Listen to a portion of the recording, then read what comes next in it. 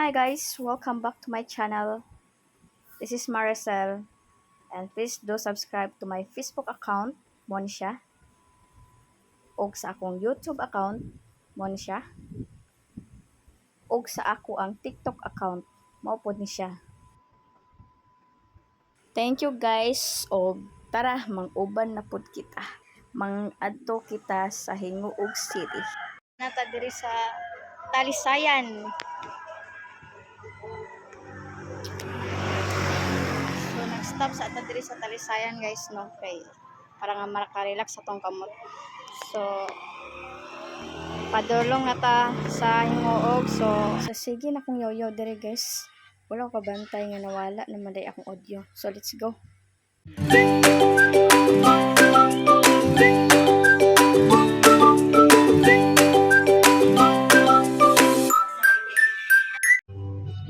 Karon ta guys.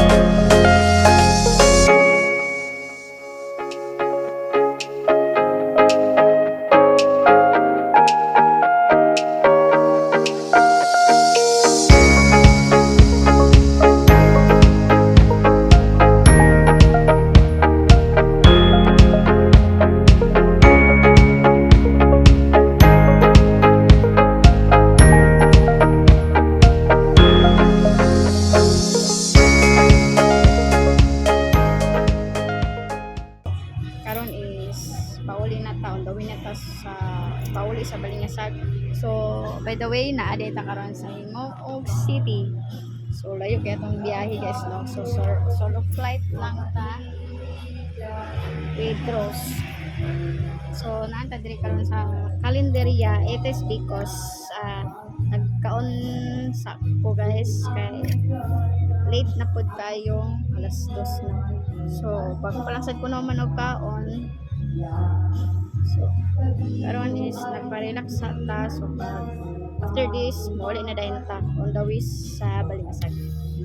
So update ko later and see you later. Hi guys, finally naa na ta diri sa Binuangan sa Lourdes Shrine. Kita.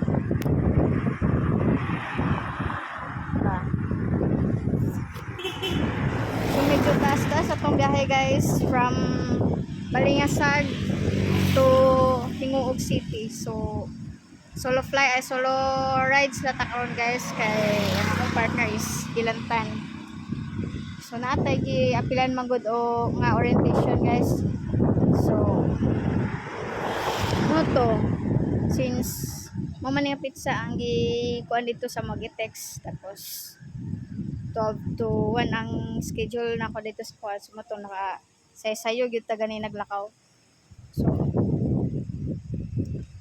diretso ratong biyahe guys no. Gikan sa balay padulong sa Hinguog, nag-attend tag orientation, mga dali ra kay orientation, mga kuan na to for 30 to 40 minutes ra, wala ra nag 1 hour. So tagahuman kuan na dayon, uli na dayon ko. So to ta dito ra sad sa Hinguog mga around 1 PM kapin na to siya, and then tagahuman biyahe na sa denta pa ulit. So karon nag-stop ta diri sa Binuangan sa Lourdes Shrine, since nga medyo taas-taas ang biyahe, so para nga makarelax sa akong kamot. So ikan dire duol na para sa kuha from Binuangan to Balingasag, so dili na kay na siya layo. So grabe, thankful sad kayo no kay sa atong pabiyahe, safe pod. Baskin na ay bagyo pero wala gid siya gitugot o nga muulan. So medyo nanay tarik sa gamay, pero at least dili ra kay siya nga nakakusog.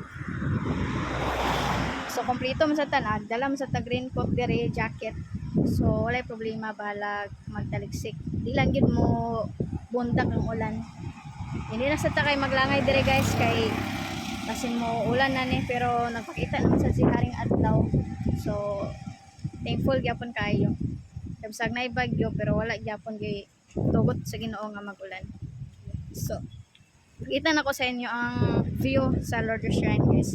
Medyo dili kani siya as in daghan ang makaduol ta dito kay dili ra tag stansya ra ta ni uno. Iwo lang makita lang ninyo guys. So kung makasulod dito diha, nindot irang sa sulod dalan cottage yapon, then na dito church, pwede ka magsimba diya sa church. Apo dito kung gusto ka maligo sa pool, na swimming pool dito dapit, napoy beach, napoy dagat ito, pwede ka makaligo dito, og napoy ka na ilahang makatambal og makaayo nga kuan dire tubig nga pwede nimo liguan, pwede pod ka mo inom diya. So grabe dako gyapon kay ni nga improvement guys. Sa una di pa ni nga ni siya labi na ilahang church. So dako na gid kay ilahang church diri. So grabe dako na gyud ang improvement. So lino kay dalan.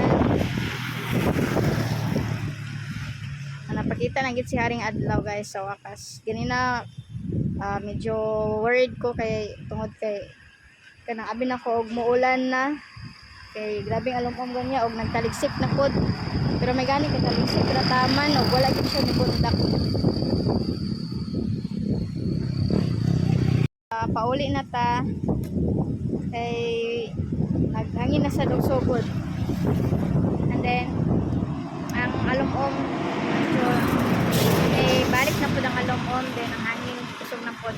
So on the way na ta pauli dani guys. So katong about sa orientation, di lang sa ko mag-share ato, basta kay kung itugot man galing sa Ginoo, isa gid akong assurance ana for future gito. So hopefully ngayang itugot o kung para sa ato man gyud kana, and then i-bless lang gyud ta niya. So total dugay ko raman sa nagipangay saya. Drive safe and thank you. Bye-bye. See you there.